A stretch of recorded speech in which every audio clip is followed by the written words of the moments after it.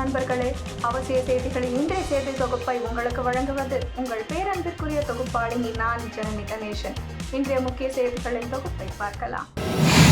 டாஸ்மாகில் 10 ரூபாய் அதிகம் விற்றது தனிநபர் தவறு, அதை அரசோடு இணைக்க வேண்டிய அவசியமில்லை. தமிழகத்தில் எந்த ஊழலும் இல்லை என சபாநாயகர் அப்பாவு கற்பூரம் அடித்து சத்தியம் செய்யாத குறையாக கூறியுள்ளார். திருநெல்வேலி அரசு சித்த மருத்துவக் கல்லூரியில் புதிய நூலகத்தை நேற்று தமிழக சபாநாயகர் அப்பாவு திறந்து வைத்தார். அதனைத் தொடர்ந்து செய்தியாளர்களை சந்தித்த அவர், கடந்த ஆட்சியில் கூலிப்படை கலாச்சாரம் இருந்தது, ஆனால் திமுக அரசு வந்த பிறகு கூலிப்படைகள் அடக்கப்பட்டு விட்டது. பிரிட்டிஷ் கல்வி முறை புத்தக அறிவை மட்டுமே வழங்கியது. கவர்னர் அதில் படித்தவர்தான். அறிவை வளர்ப்பதற்காகவே புதிய கல்விக் கொள்கை என்று கூறுவதாக இருந்தால் பிரிட்டிஷ் காலத்தில் உருவாக்கப்பட்ட கவர்னர் பதவியை ராஜினாமா செய்ய வேண்டியதுதானே?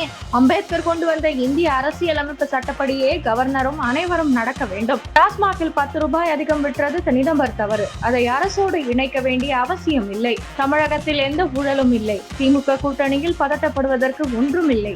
ஏற்கனவே உள்ள திமுக கூட்டணி 7 தேர்தல்களில் வெற்றி பெற்றுள்ளது. வரும் தேர்தலிலும் வெற்றி பெறப் போகிறோம். இந்தியாவில் வறுமை குறைந்துள்ளது என்ற உலக வங்கியின் ஆய்வு அறிக்கை உண்மைக்கு புறம்பான செய்தி. இதை ஊடகங்கள் மூலமாக மத்திய அரசு பரப்ப வைக்கிறது.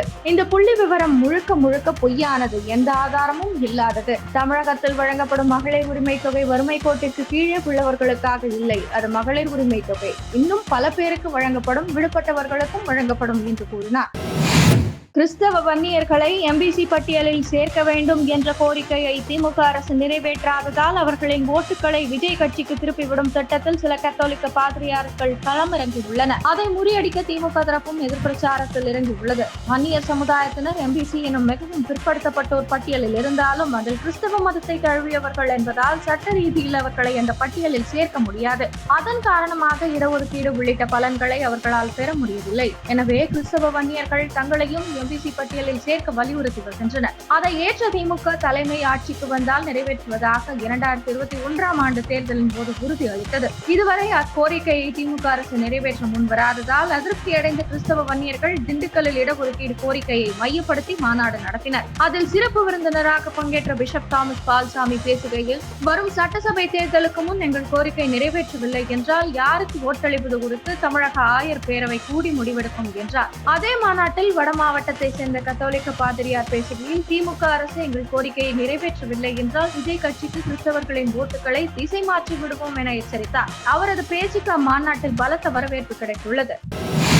கீழடி ஆய்வு முடிவுகளை மத்திய அரசு அங்கீகரிக்கவில்லை என்று தமிழக அரசு குற்றம் சாட்டி வரும் நிலையில் இன்னும் கொஞ்சம் அறிவியல் பூர்வமான முடிவுகள் வந்த பிறகே அங்கீகரிக்க முடியும் என மத்திய அமைச்சர் கஜேந்திர சிங் ஷெகாவத் விளக்கம் அளித்துள்ளார். இது தொடர்பாக தமிழக அமைச்சர் தங்கம் தென்னரசு வெளியிட்டுள்ள அறிக்கையில், முதலில் கீழடியில் ஒன்றுமே இல்லை என்றார்கள், அடுத்து ஆய்வதிகாரியை இடம் மாற்றினார்கள், அப்புறம் இனிமேல் நிதியே ஒதுக்க மாட்டோம் என்றார்கள், கடைசியாக சமர்ப்பித்த அறிக்கையை 2 ஆண்டுகள் கிடப்பில் போட்டார்கள், இப்போது வந்து ஆதாரம் போதவில்லை என்கிறார்கள். அவர்களுக்கு ஒவ்வொரு முறையும் தமிழர்களின் வரலாற்றை நிராகரிப்பது பொதுவாக இருக்கிறது. கண்டுபிடிக்கும் காரணங்கள் தான் வேறு வேறாக இருக்கிறது. 5350 ஆண்டுகள் பழமையானவர்கள், தொழில்நுட்பம் கொண்டவர்கள், மூத்த நாகரிகம் படைத்த முதுமக்கள் என்றெல்லாம் உலக அறிவியல் ஆய்வுகள் ஒப்புக்கொண்டாலும் ஒரே நாட்டில் இருக்கும் மத்திய அரசு ஒப்புக்கொள்வதில் ஏன் இத்தனை தயக்கம்? தமிழர்களை எப்போதும் 2ஆந்தர குடிமக்களாக வைத்திருக்க வேண்டும் என்ற தனியாத தாகத்தாலா? மறந்து விடாதீர்கள், வரலாறும் அது கூறும் உண்மையும் உங்களது மலிவான அரசியலுக்காக காத்திருக்காது. அவை மக்களுக்கானவை, மக்களிடமே சென்று சேரும். பூனை கண்ணை மூடிக்கொண்டு விட்டால் உலகம் இருண்டு விடுமா என்ன என கூறியுள்ளார். கட்டாய கல்வி உரிமை சட்டத்தின் கீழ் 25% இடஒதுக்கீட்டுக்கு தமிழகத்துக்கு ஒதுக்க வேண்டிய நிதியை வழங்க வேண்டும் என மத்திய அரசுக்கு சென்னை ஹைகோர்ட் உத்தரவிட்டுள்ளது. வரும் 2026ஆம் ஆண்டு சட்டசபை தேர்தலில் திமுகவிடம் கூடுதல் தொகுதிகளை கேட்போம் என மார்க்சிஸ்ட் மாநில செயலாளர் சண்முகம் திட்டவட்டமாக தெரிவித்துள்ளார். ராமதாசுடன் ஒரு பக்கம் மோதல், நிர்வாகிகள் நீக்கம் போன்ற சிக்கல்களுக்கு இடையே பாமகவின் பொதுக்குழு கூட்டம் ஜூன் 15ஆம் தேதி நடைபெறும் என்ற கட்சியின் தலைவர் அன்புமணி அறிவித்துள்ளார். பாமக வக்கீல்கள் சமூக நீதி பேரவை தலைவர் பதவியிலிருந்து பாலுவை நீக்கியுள்ளதாக அக்கட்சி நிறுவனர் ராமதாஸ் அறிவித்துள்ளார். கல்வித்துறை சீரழிவால் தமிழகத்தின் எதிர்காலம் கேள்விக்குறியாகும் நிலையில் அதை சீர் செய்ய அரசு அக்கறை காட்டாதது ஏன் என்று தமிழக பாஜக தலைவர் நயினார் நாகேந்திரன் கேள்வி எழுப்பியுள்ளார். சென்னை சென்ட்ரல் மெட்ரோ ரயில் நிலையத்தில் பள்ளி கல்வித்துறை சார்பில் கட்டப்பட்டுள்ள புத்தக பூங்காவை திறந்து வைத்து பேசிய முதலமைச்சர் ஸ்டாலின், சென்னையில் விரைவில் தாழ்த்தள எலக்ட்ரிக் பஸ்கள் இயங்க உள்ளன. இந்தியாவிற்கே லீடராக தமிழகம் திகழ்கிறது. வளர்ச்சி அடைந்து வரும் துறையில் பெண் பணியாளர்கள் எண்ணிக்கை அதிகரிக்க நடவடிக்கை எடுத்து வருகிறோம். 9.69% என்ற பொருளாதார வளர்ச்சியுடன் இந்தியாவின் இன்ஜினாக தமிழகம் உள்ளது. 2030ஆம் ஆண்டில் $1 டிரில்லியன் பொருளாதார வளர்ச்சி இலக்கை அடைய தமிழகம் பயணித்து வருகிறது என கூறியுள்ளார்.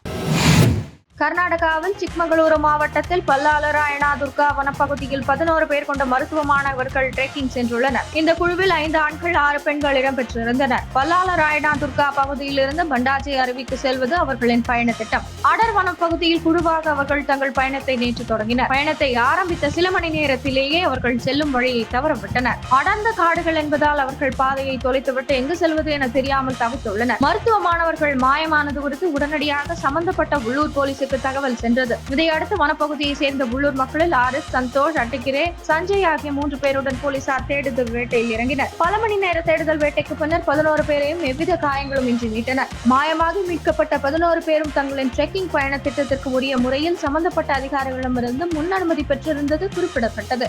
இத்துடன் இன்றைய முக்கிய செய்திகள் நிறைவடைந்தன. மறக்காமல் சேனலை சப்ஸ்கிரைப் செய்வதுடன் அனைவருடனும் பகிருங்கள். நன்றி, வணக்கம், ஜெய் ஹிந்த்.